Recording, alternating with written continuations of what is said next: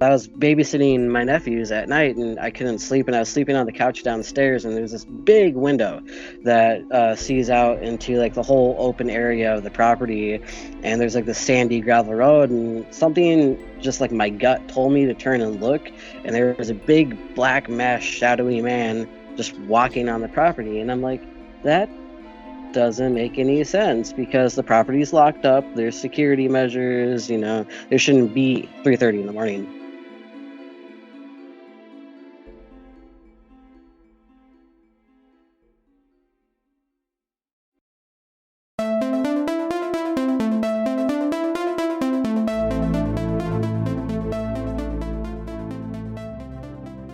Oh yes, the Midwest, also known as Brice's motherland. What makes the Midwest so unique? It's known for being America's heartland, a land known for its manufacturing and farming culture, home of the Great Lakes, the Mall of America, deep dish pizza, even the icy. Let's not forget it's also home of the Kenzie Institute, the Ozarks, cheese, and of course, the Cardinals and the Buckeyes. Brice wanted to make sure that I didn't leave out those little tidbits. But the Midwest is a place that is mysterious, eerie, and paranormally charged. But the Midwest carries a very heavy paranormal element to it. It's the setting for the Villisca Axe Murder House, the Limp Mansion, and the Griggs Mansion, the Ohio State Reformatory in Mansfield, along with the Congress Hotel and the Excalibur nightclub in Chicago, Illinois, just to name a few. On today's episode of Hollyweird Paranormal, Hollyweird travels to the Midwest as we interview Anthony Holter of OC Ghosts and Legends and a fellow Minnesotan who talks about the hauntings of the Midwest and a couple of his own paranormal experiences and investigations. So turn on your nightlight, curl up with your favorite slice of deep dish pizza, and possibly a nice cold New Glarus beer, and let's get Hollyweird in the Midwest.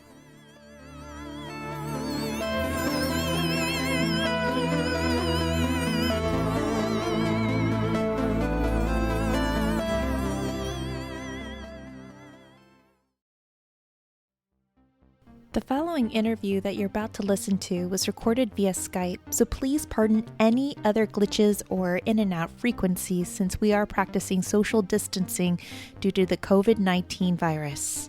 And with that said, let's get Hollyweird.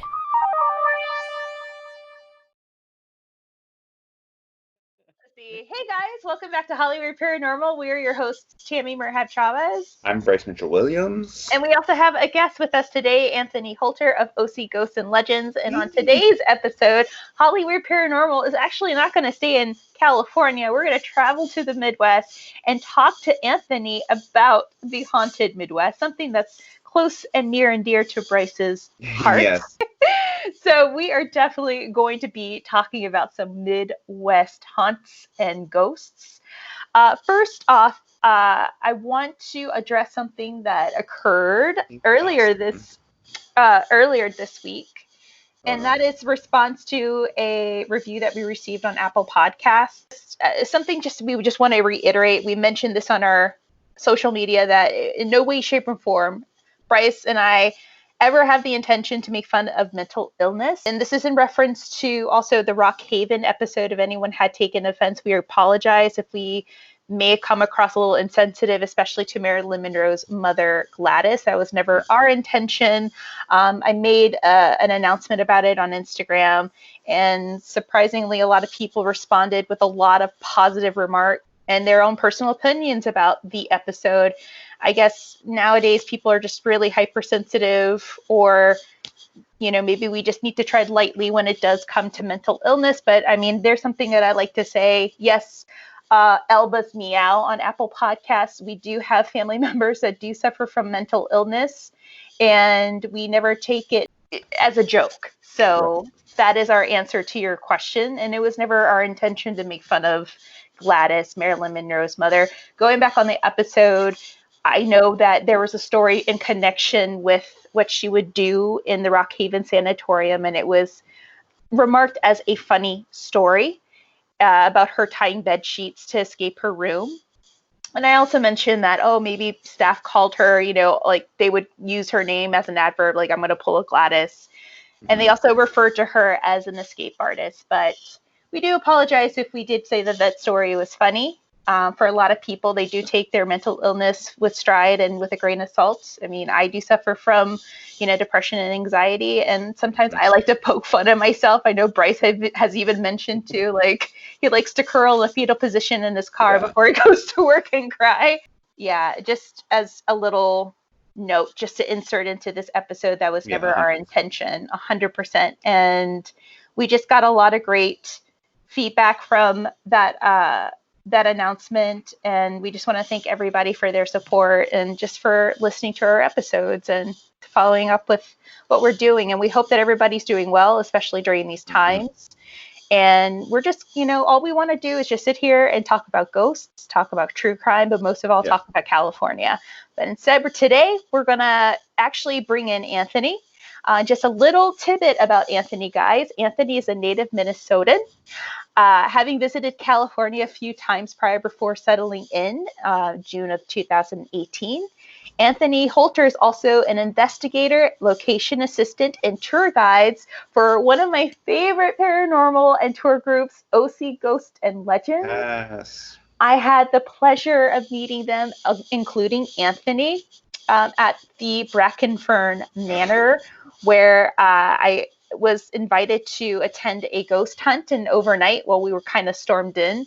But it was just an amazing place to investigate. And the whole team in itself, they're just a great group of people willing not only to try to find the unexplainable, try to explain the unexplainable or debunk, but also to teach individuals how to go about a paranormal investigation and also how to investigate safely, of course. So Anthony, take it away. Tell us a little more about yourself and how did you become an investigator? And then we can jump into the haunted Midwest. Excellent. Well, thank you guys so much for having me on the show. I hope you guys are staying safe through all the chaos going on in the world. Really, the whole investigator thing, it's so funny. If you had asked me maybe 15 years ago if, I would be an official paranormal investigator of a team, I would have told you no. I would have thought that was the craziest thing, on the face of the planet.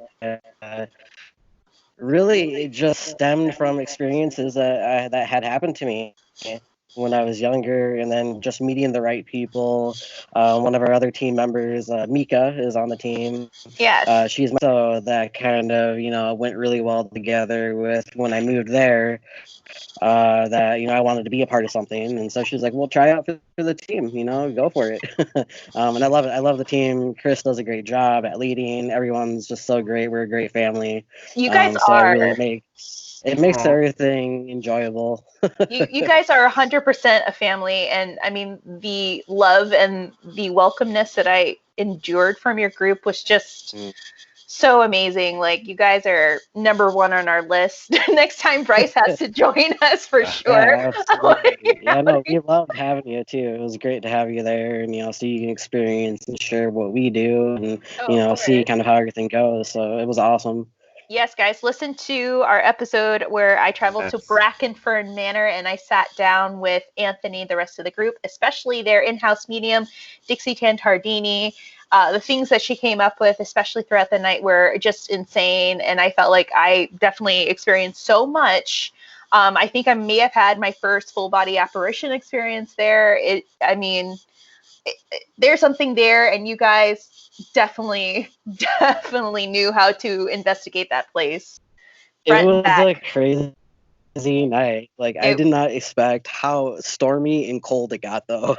It was the setting of a perfect horror film, guys. When we were there, it was beautiful. And then as it got darker, it was literally a dark and stormy night, and all of us were investigating this haunted manor. It was perfect.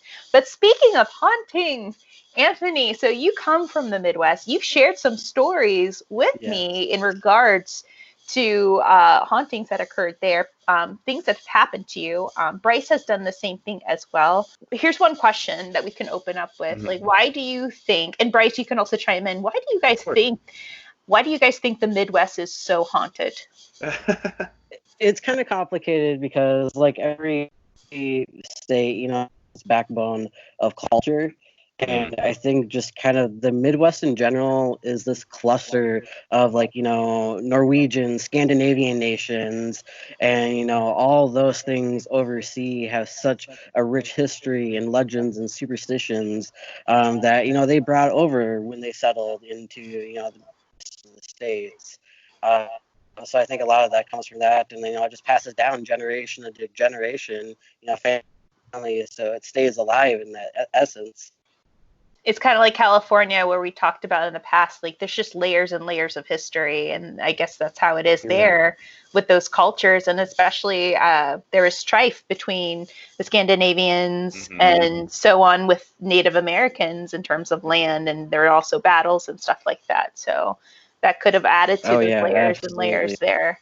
So tell us about your first paranormal experience in the Midwest. You shared it a little bit on our Brackenford Manor episode. So there was a property called the Mayowood Stone Barn, which stemmed from the founders of the Mayo Clinic, so the biggest hospital in Rochester, Minnesota, in the state. A lot of people go there internationally. My sister-in-law and her parents had owned that property, and there's a couple factors that I thought about later down the road when I look back on it. The whole property is lined in limestone. And as we know in the paranormal world, that's kind of, a conductor of holding on to a lot of energy that has happened there. Well, the story has it that the Mayowood brothers had committed suicide on that property. And, we don't know why that was. I never really dug deep into it too much. We think they were just eventually miserable and they weren't getting too much attention and not really credible at that time. And I remember there's this little house that we used to call the frame house that we fixed up, which is another factor. Change. Any change going on, in the property, ghosts are like, no, leave it alone, usually. But I was babysitting my nephews at night, and I couldn't sleep, and I was sleeping on the couch downstairs, and there was this big window that sees out into, like, the whole open area of the property, and there's, like, the sandy gravel road, and something just like my gut told me to turn and look, and there was a big black masked shadowy man just walking on the property, and I'm like, that doesn't make any sense because the property's locked up, there's security measures, there shouldn't be anyone out around this hour. I think it was about 3:30 in the morning. And so perfect time. Turned back perfect to look time. inside. Yeah, I know, right? Yeah. Turned back to look in and looked back over my shoulder again, and it was gone. And I was like, okay.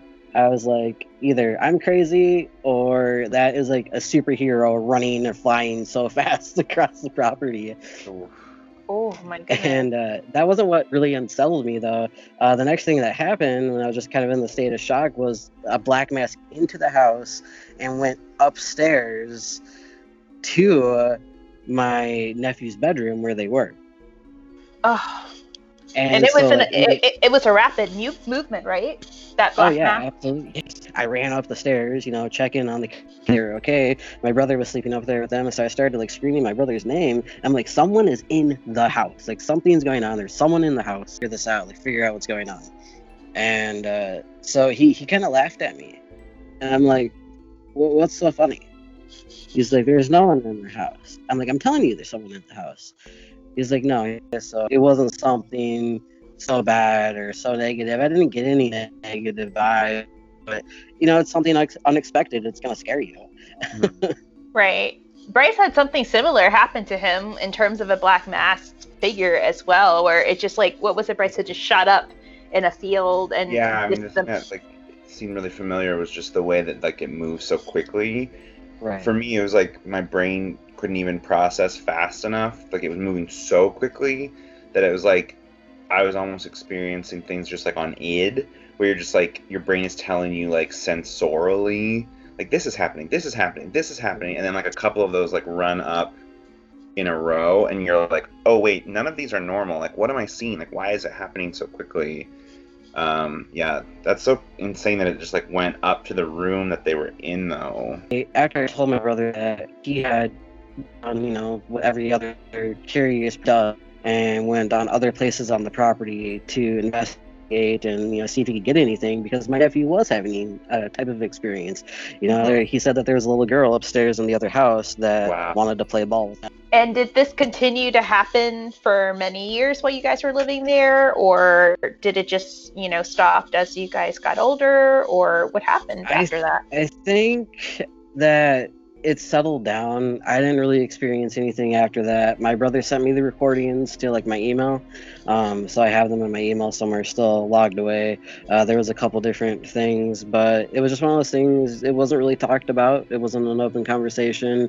As long as everyone was safe, then it was pretty much golden. And of course, we all moved eventually. A couple years after that. So. And this was located, you said, in Minnesota, right? Or yes. Oh, wow. Were there any other hauntings or experiences that you went through in the Midwest in different states, or was it just primarily just in that area?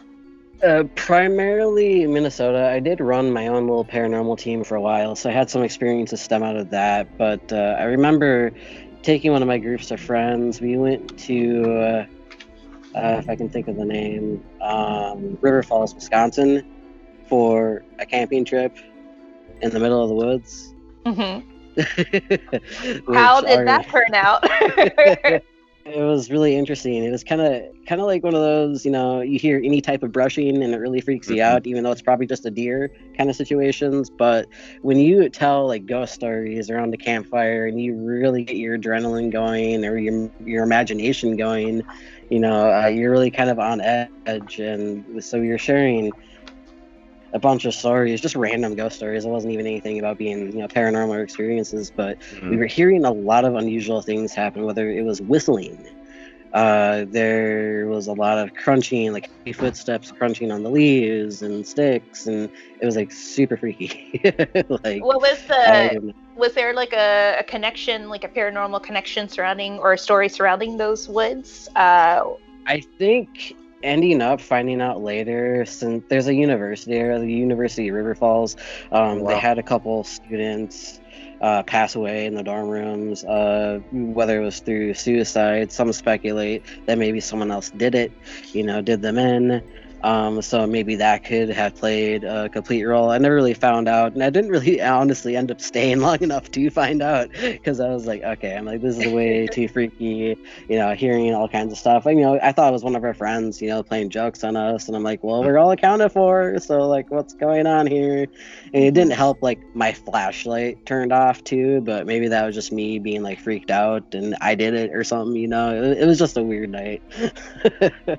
I know a lot of people, especially with Brice, who are not even into the paranormal or have associated themselves with the paranormal. Just by living in the Midwest, someone always comes out of the Midwest with some sort of paranormal experience. Do you think that the Midwest is more haunted than the South, or more haunted than California, West Coast? I think to each their own. I think each section has, a whole cluster, a whole portal or vortex of paranormal. Again, it goes back to me talking about culture, and maybe that's just something that's so ingrained, in our brains that that's what we so strongly believe, and so you don't even want to mess with that superstition. So if anything remotely comes close to that, or an experience that's close to a type of belief, it just kind of sets the whole spectrum off, like a domino effect. One thing happens right after another, and it could be a lot of things. The Midwest has had a lot of battles back in the day. In fact, where I'm staying at right now, a Native American battle took place down the road from me, a few miles down the road. Back in the day, I'm not sure which year it was exactly, but it's always funny because when I drive past that lake, you don't see any fishermen on that lake, you don't see any ice houses on that lake. There's just nothing. So it's just, it kind of gives off a weird vibe. Brice, what is your opinion on why you think the Midwest is so paranormally active? Well, I don't know if it's any more, I guess it'd be hard to say without like any data, but I don't think it's any more haunted than any other place, but I feel like so many people leave the Midwest so that we end up hearing about it more. Whereas That's true. people that are still back home, they're either like not telling or they're not experiencing it, or I don't know. I just feel like the Midwest, there's like always that great migration after high school, like the people that try and get out, and then they take their like stories and experiences with them. And usually, I think, the types of people who are open to the paranormal are usually the types of people who have a bit of like a wanderlust and like a need to like experience more reality, whether that's paranormal or travel or education, whatever that manifests as. I can't say whether one place is like more or less haunted, but there definitely is an element of like the oral tradition, I guess, being passed with people as they like move out of the Midwest. Right. Can you guys, both of you actually, because I'm not familiar with a lot of the legends and lores that surround the Midwest. I do know of a couple of stories or big structures that, have a lot of stories attached to them. I'm just going to read off a couple. There's the famous Lakeview Cemetery in Cleveland, Ohio, where a lot of people claim dead presidents stroll this famous cemetery where a statue cries black tears. And then there's the Franklin Castle, also in Cleveland, Ohio, where there's a string of death curses attached to the ominous mansion, with a reputation for murder, spirits, and even a stash of hidden bones, of course. And then we have the infamous, the Villisca Axe Murder House in Villisca, I want to say it's Iowa. And it's a killer slaughtered 8 people, men, women, and children in this little house that's now operated as a creepy B&B. Because that is the most Midwestern sentence we've said this whole time. Oh, it's a haunted Airbnb? Like, definitely going. Definitely going. Gotta bring my cheese and bratwurst over there, of course. Is that a big thing that people do there? Like, they really are serious about their cheese and bratwurst and beer? Well, mostly bratwurst, not so much cheese, but beer definitely. It's so funny that you say that too, because yesterday was my nephew's birthday, and my brother made like hot dogs and bratwurst. So that's funny that.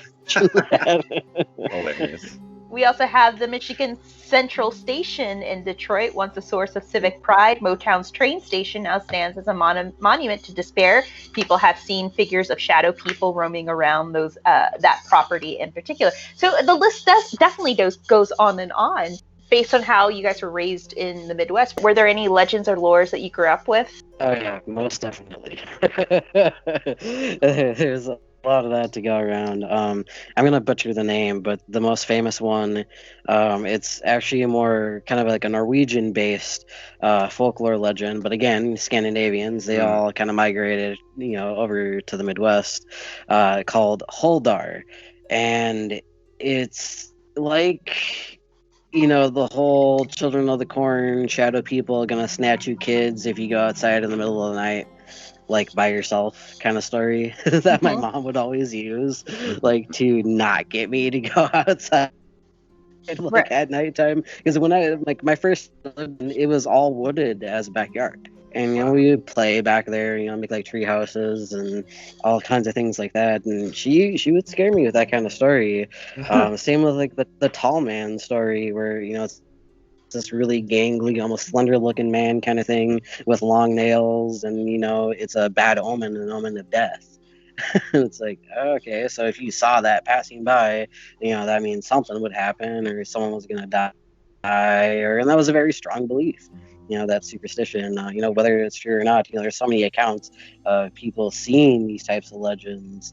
Sasquatch and Bigfoot are huge in the Midwest. Yes. Really? With all the forestry and wildlife. Oh my gosh, it's insane. I think there's even one place in borders Illinois and Wisconsin that they're specifically devoted to like Bigfoot and Sasquatch sightings. Like they'll take you on tours of where they supposedly have seen these legends and lores. So it's really crazy. Let's put a pin in that, because I love to touch that note on cryptids. Brice, have you heard any other, or grew up with any stories or legends, attached to the Midwest that you just remember growing up or being told? I mean, I think ours were all kind of like colloquial, just because like I remember, it's in religion we really ascribe everything to like a good or an angel or a demon. Like there's no real in between for us growing up, so it was like not completely in our vernacular. But then like also you have all those like silly ones that like all little kids believe in, like Bloody Mary and like all of those like very like Nickelodeon at night kind of Yeah.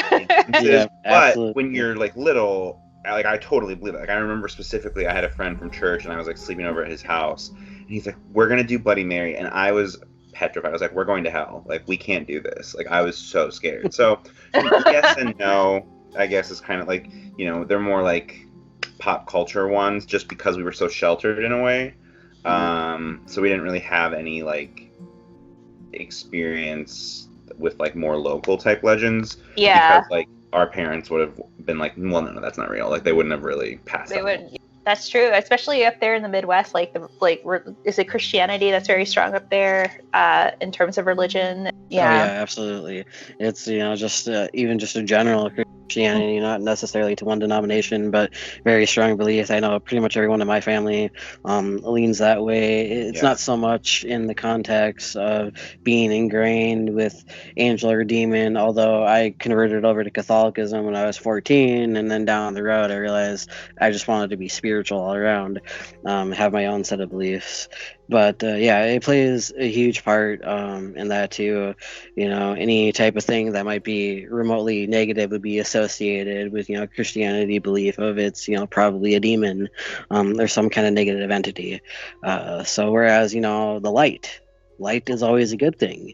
A guardian angel of some kind, or angels coming to help you out.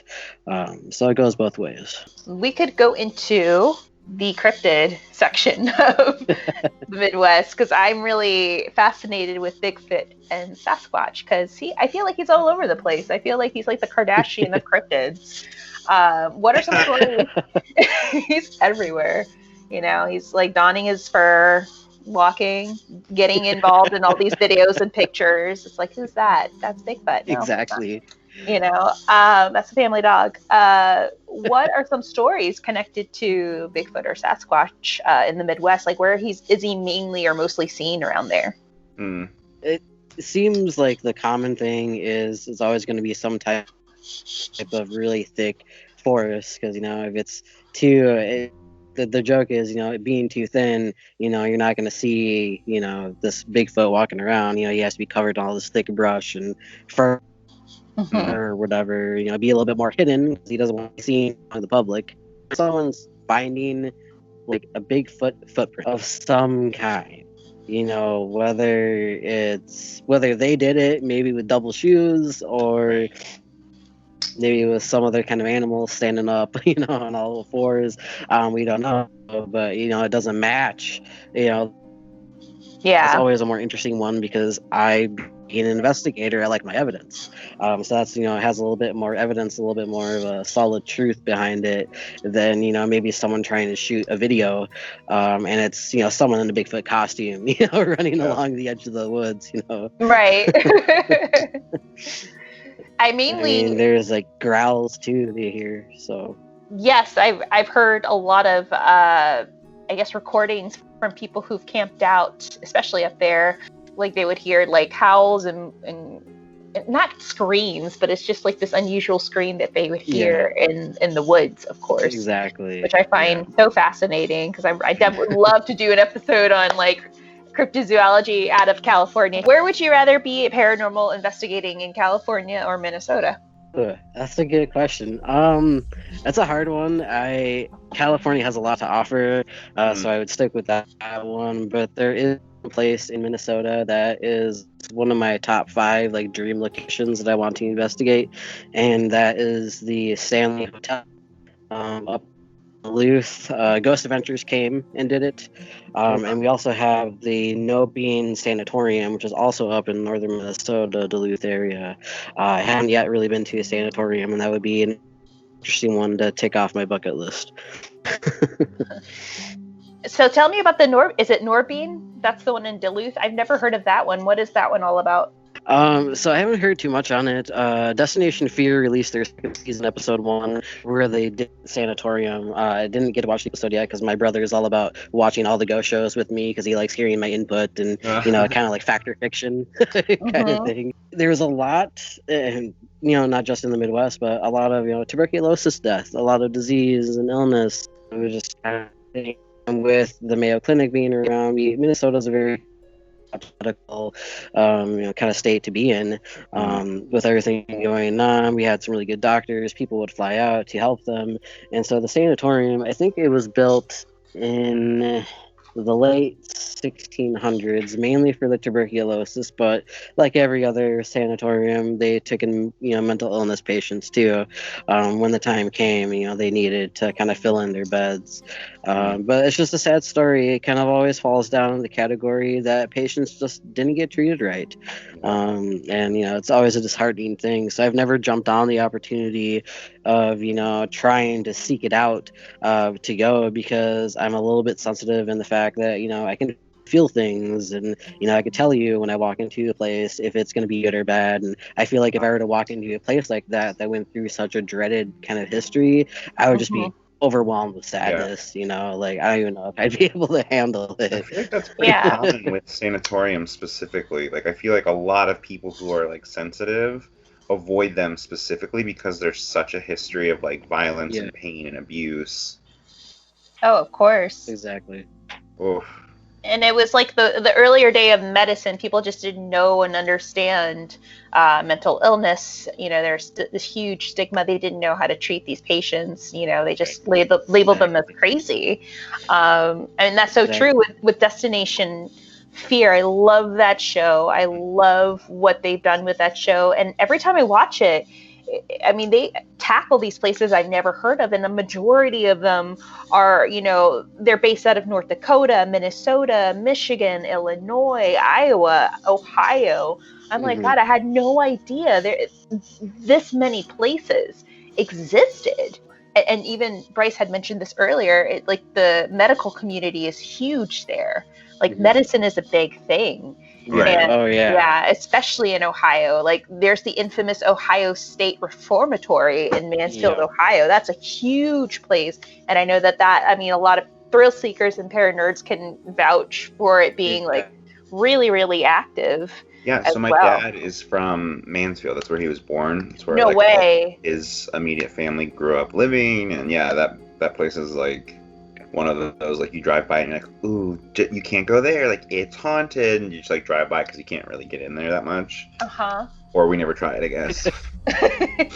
I think, too, the aftermath doesn't help either. So many of these places close down and they don't get taken care of. And, whether you have homeless population coming in and degrading the building of already, a place that has such violence in it and such sadness in it, or whether you have your occult seekers that are going to take a room in there and do some kind of rituals. I don't think the aftermath helps at all either, with what happened there. This is a question for both of you guys, but I mean, whenever you're driving through certain locations, especially with you, Brice, when you drove through Mansfield, did you just automatically sense like a feel of like, this place is really, I don't know, it's just something bad about it, or it's just something that weighs you down? Close necessarily. I don't know. I mean, I was so young. He doesn't live there anymore. I haven't been to Mansfield in I haven't been to Mansfield as an adult, basically. So if I did feel anything like that, I wouldn't have been like aware enough to address it. Just to read you guys a little list, too, from my research, according to MysteriousHeartland.com, according to their 10 most haunted insane asylums in the Midwest, this is what they came up with number 10 being Lake Julia Sanatorium in Papuski, Minnesota. Sorry if I butchered that, guys. Sand Haven Sanatorium in Dunseith, North Dakota, Northern Michigan Asylum in Traverse City, Michigan, the Peoria State Hospital in Bartonville, Illinois, Independence State Hospital in Independence, Iowa, the Riches Asylum in Athens, Ohio, the Mentino State Hospital in Mentino, Illinois, Central State Hospital in Indianapolis, Indiana, number 2, Elgin State Hospital in Elgin, Illinois, and of course, what we just talked about, the number 1 most infamous and what they claim to be the most haunted is the Ohio State Reformatory in Mansfield, Ohio. And a lot of these places have opened their doors, whether it was in between 1836 to even 1916. And a lot of them are currently all vacant, they're abandoned, and they haven't been kept up. So yeah, those are quite a bit of the hospitals and the asylums that had opened up in the Midwest. And each and every one of them seems like it has its own story or a slew of scary stories of how they mistreated patients and whatnot. So, well, yeah. Anthony, kind of like you had mentioned, at least I know where I grew up, the town that I grew up in was the birthplace of Rutherford B. Hayes. And where his home was, there's now a BP gas station and a plaque that says, like, this was his homestead. So the Historical Society, at least in, like, my area, in some ways, they, like, really do a good job of protecting certain places now. Right. But even growing up, so many things were sort of, like, bulldozed over or left abandoned or completely disregarded. And so then, you know, we talk about it so often, but it's like an instantaneous layer of like, well, why is this like energy happening? Why is this haunting happening? It's like, well, you made it a gas station. Like, what were you thinking? Like, a plaque is not going to like appease any kind of like negative energy there. If anything, it's going to like enrage it. Where I grew in Minnesota, it's up in the Rapids, but next to Coon Rapids, there's Anoka, and Anoka is known as the Halloween capital of the world. And right in the center is the Anoka Insane Asylum that I don't even know, probably 200, 300 years. Most of it's been abandoned and kind of decrepit, so it's very unsafe to go into. But now, recently, over the last couple of years, the buildings that they could salvage, they are, kind of reconstructing them, making them stand. They're actually offering them for veterans' homes now, for like a veteran hospital. Oh, wow. So they're doing that. But yeah, growing up with that, there's so many stories about the Anoka Salem tuberculosis hotspot back in the day.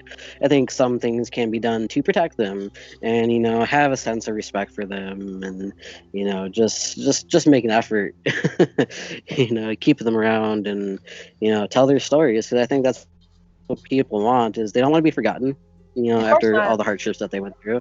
They let them tell their story.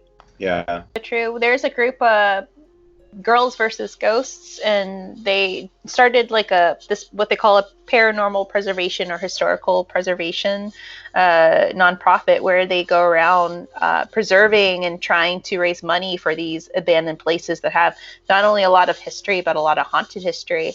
Are there a lot of societies like that up there in the Midwest that do the same thing, or any group that you've heard about? I've seen a lot of not any particular groups, but I know that a lot of our society is the Maritime Museum in Duluth is taking a really good care job at old ships going to the Great Lakes.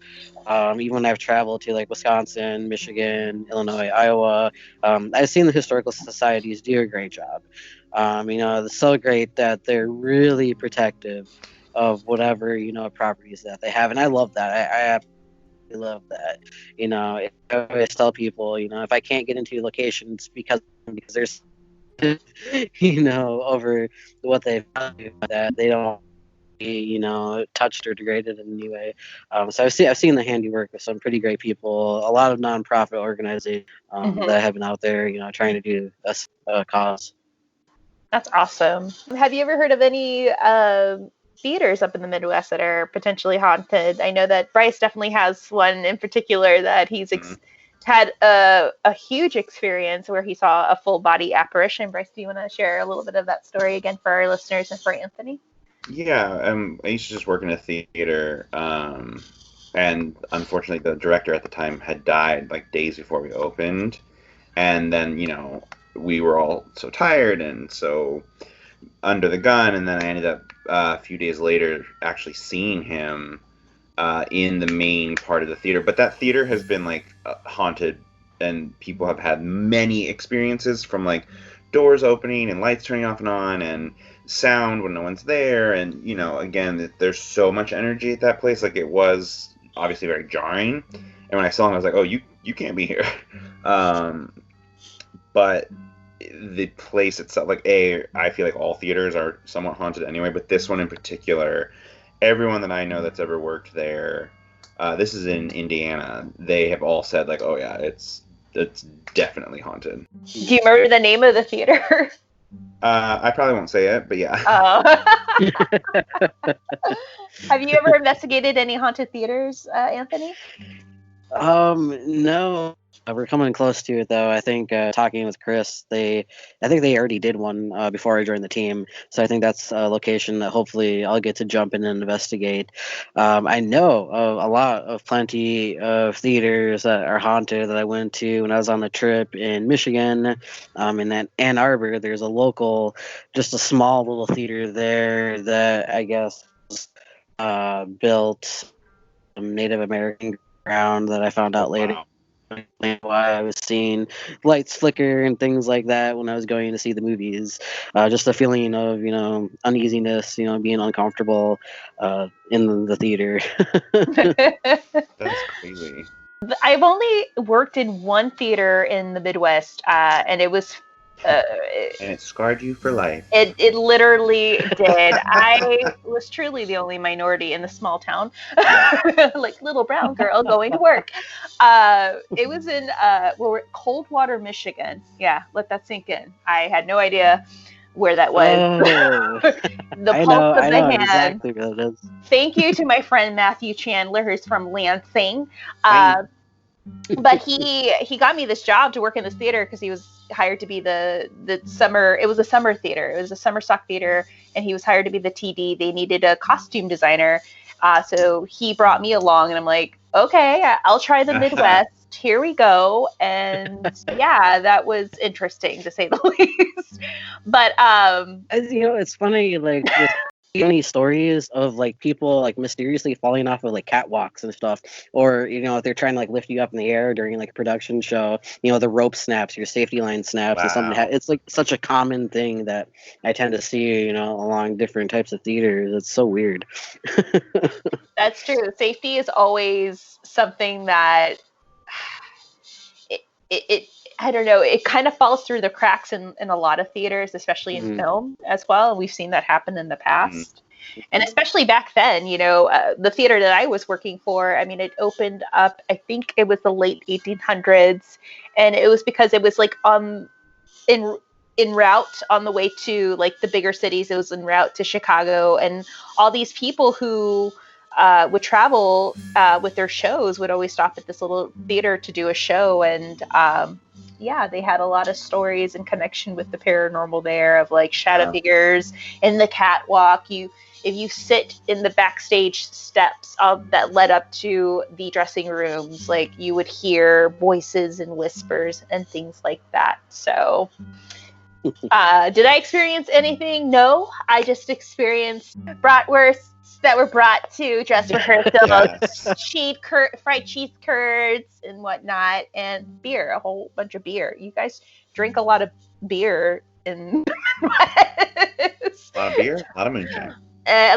Exactly. But I never had like a paranormal experience there, like working at that theater in Michigan. No, but it was a cute town, a lot of nice people, a lot of cool old Queen Anne Victorians that I'm sure have a lot of stories.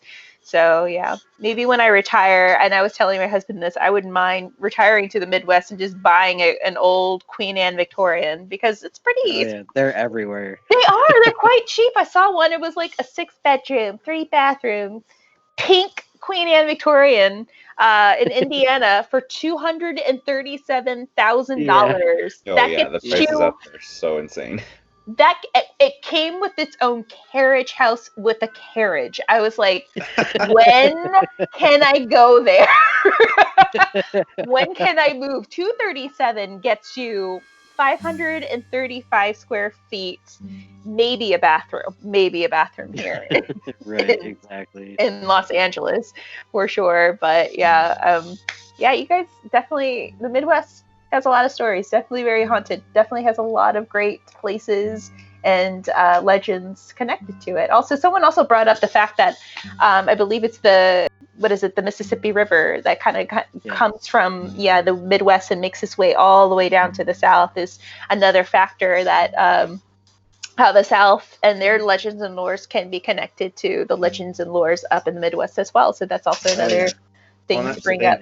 In terms of geography, it spans so much of the country. Like people that consider themselves part of the Midwest, it's such a wide swath of land, I guess. So there's just such like it's really funny even hearing about, like, you talking about like Minnesota and Michigan. That's such a different culture than like Ohio or like northern Kentucky or like any of those like border states, like kind of southern, kind of Midwestern. You kind of don't know.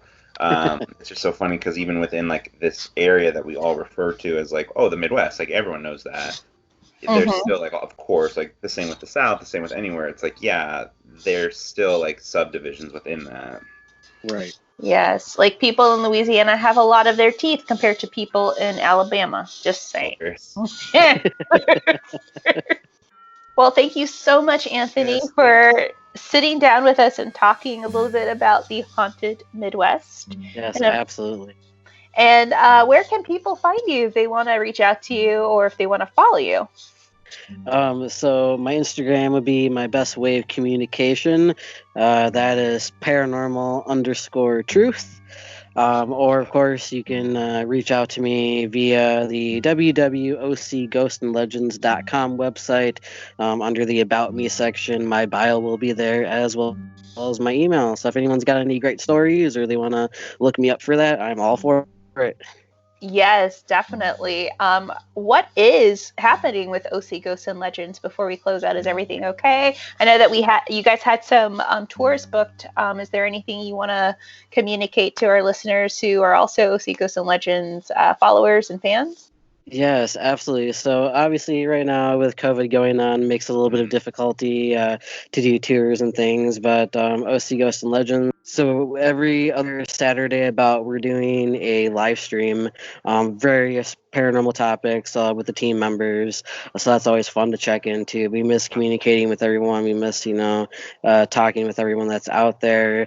Also, when the time comes, we will be going back to our lovely Brackenford Manor in Tudor House. Yes, I noticed that. I noticed I think it was like 2 weeks before the order hit. You guys were supposed to have the infamous lockdown at the Brackenfern, and it kept on being pushed back, and then it was just like, well, we're just gonna have to figure out what happened. I was supposed to fly out there because I was gonna surprise Mika and be there with the team and do it, and then everything happened, but we're getting there. It's on hold, so everyone just gotta stay patient and stay safe, and we'll get through this, and we'll all be back to ghost hunting. Yes, absolutely, definitely. So OC Ghosts and Legends, I just want to reiterate that, is it once every other Saturday you guys are doing the live streams, right? Yes.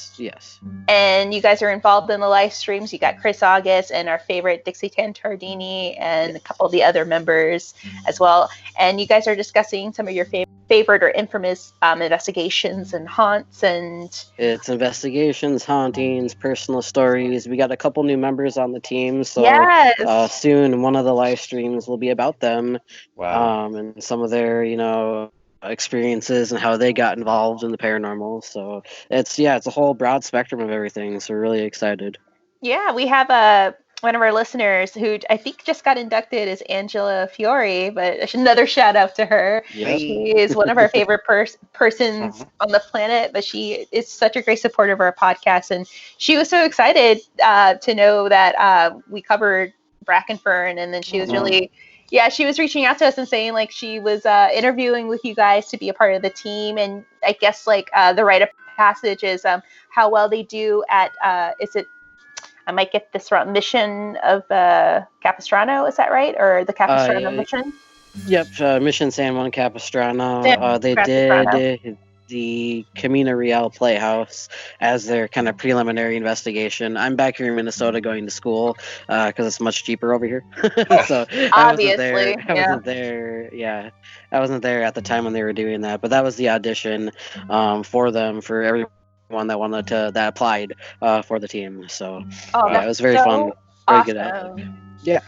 Well, thank you so much, Anthony, for sitting down and talking about the Midwest. We do have a lot of listeners from Ohio and definitely from Indiana and Michigan. We just want to say thank you guys so much for always tuning in.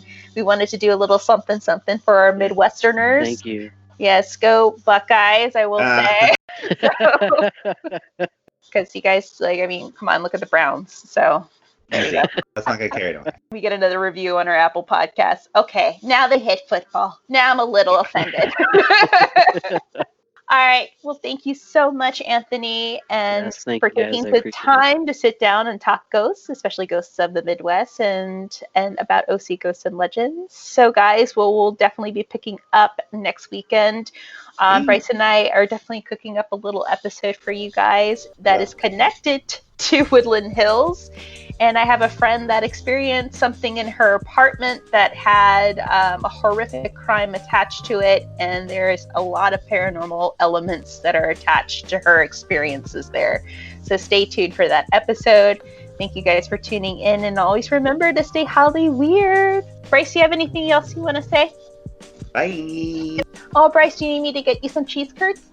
Always. Thank you so much, Anthony. Thank you guys. Appreciate it. Bye. Bye.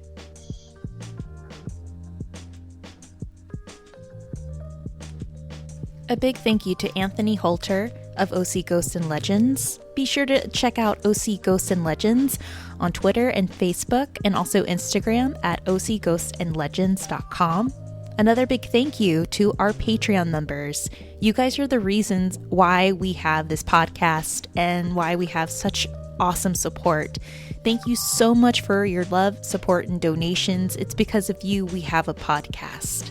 Speaking of Patreon, want to become a Hollyweird Paranormal producer and help produce Hollyweird Paranormal? Well, you can. Just for as little as $1 or more a month, you can become a Patreon member. Just head on over to www.patreon.com/Hollyweird Paranormal for more information. You'll automatically be inducted to our secret podcast society of Saturday Night Ghost Club, which is a bi-weekly podcast of spooky ghost stories that I've collected from people off the streets, acquaintances, and coworkers. Definitely makes you want to sleep with more than one nightlight on. You'll also be gifted stickers, magnets, pins, and even coasters to rest your iced coffee on as you listen to Hollyweird Paranormal podcast. We also want to say thank you and recognize our newest Patreon members, Adrian Robles and Shannon T. Thank you so much for your support. You'll be getting your goodies in the mail very shortly. To learn more about your co-hosts and Hollyweird Paranormal, head on over to hollyweirdparanormal.com.